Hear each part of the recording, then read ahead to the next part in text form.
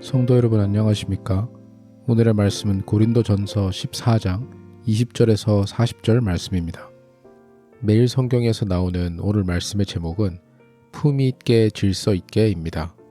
오늘 말씀에서는 여러 가지 주제에 대해서 다루고 있습니다.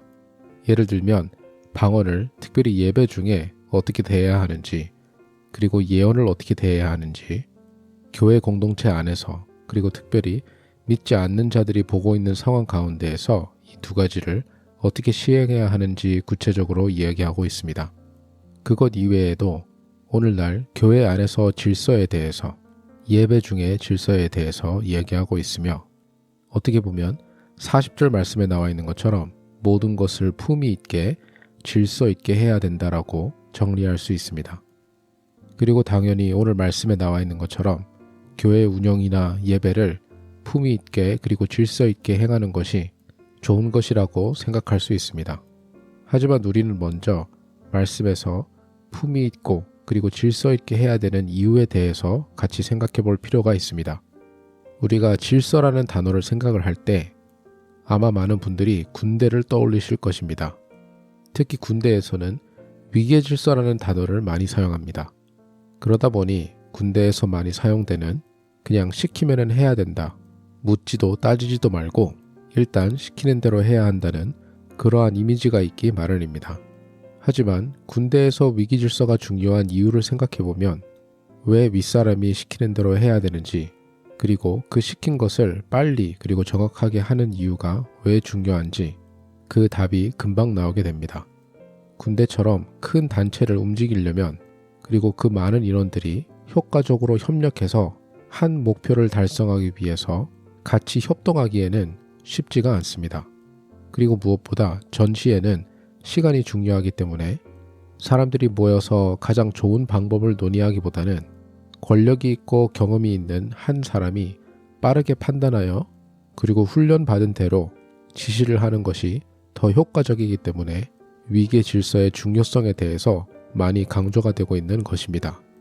물론 이러한 위계 질서에 대한 강조가 많이 변질되면서 자기 아래에 있는 사람을 괴롭히고 아무 이유 없이 어렵게 하는 그러한 안 좋은 문화들도 있겠지만, 질서를 지키는 것에 대한 명확한 의도가 뭔지 그 의도를 알고 행동하는 것이 중요하다는 것을 볼 수 있습니다.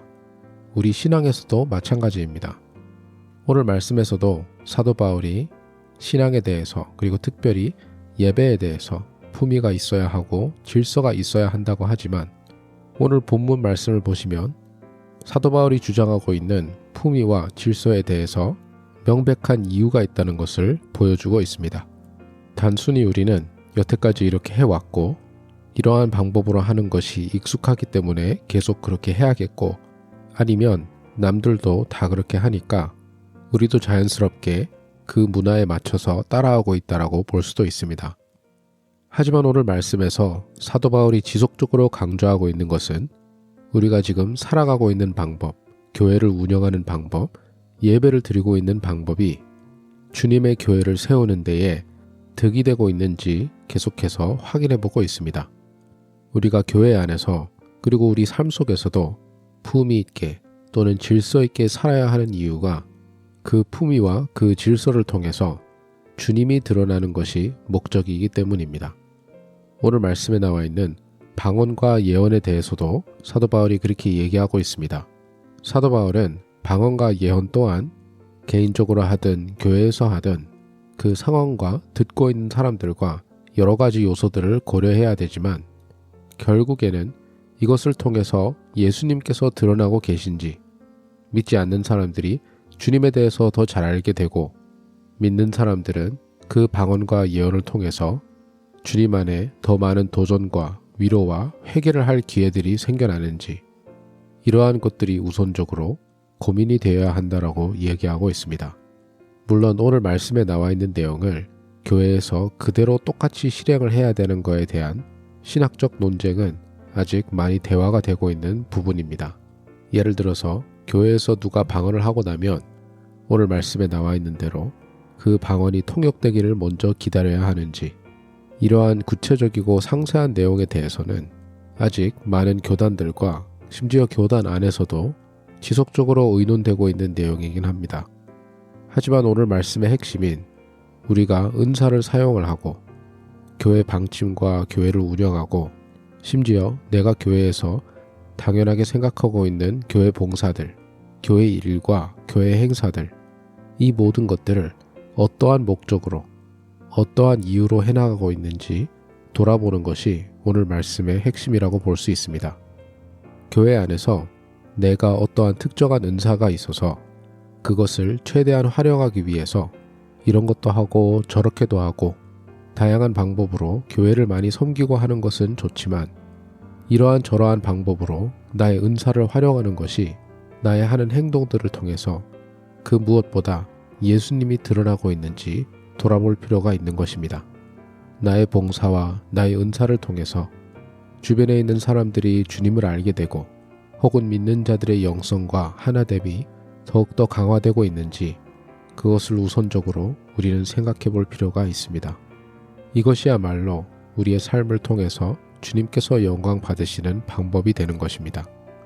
고린도 교회에서는 영적인 은사가 받은 사람들이 많아 각자 자기의 은사들을 많이 드러내기 위해서 노력했던 사람들이 많은 것으로 보여집니다. 은사와 능력들이 강조되다 보면 그 은사와 능력들이 존재하는 근본적인 이유가 미루어지거나 사라지게 되는 것 같습니다. 그래서 사도 바울은 고린도 교회에 있는 사람들에게 품위 있게, 질서 있게 이러한 것들을 접근해야 된다라고 이야기해주고 있습니다. 그리고 물론 그 품위와 질서가 나 자신에게 향하고 있는지 아니면 예수님에게 향하고 있는지 고린도 교회에게 그리고 오늘날 저와 여러분에게 돌아볼 기회를 주고 있습니다. 우리의 모든 능력, 모든 은사, 모든 섬김이 하나님께서 가장 기뻐하시는 방법으로 주님을 위해서 활용되는 저와 여러분이 되시기를 간절히 소망합니다. 기도하겠습니다. 하나님 아버지, 주님의 영광을 위해서 주님의 일을 하는 것이 참으로 보람되고 심지어 재밌을 때도 많음을 고백합니다. 이렇게 주님과 함께 동행하면서 일하는 것이 그리고 주님께서 주신 은사를 활용하는 것이 너무나도 기쁘고 좋은 일이지만 우리가 이것을 왜 하는지 항상 기억하며 그 무엇보다 항상 주님이 먼저 드러날 수 있도록 우리의 은사들과 사역들과 일을 통해서 사람들의 영혼이 세워지고 영혼이 살려지는 역사가 있을 수 있도록 주님 인도하여 주시옵소서. 감사드리며 예수님 이름으로 기도드립니다. 아멘.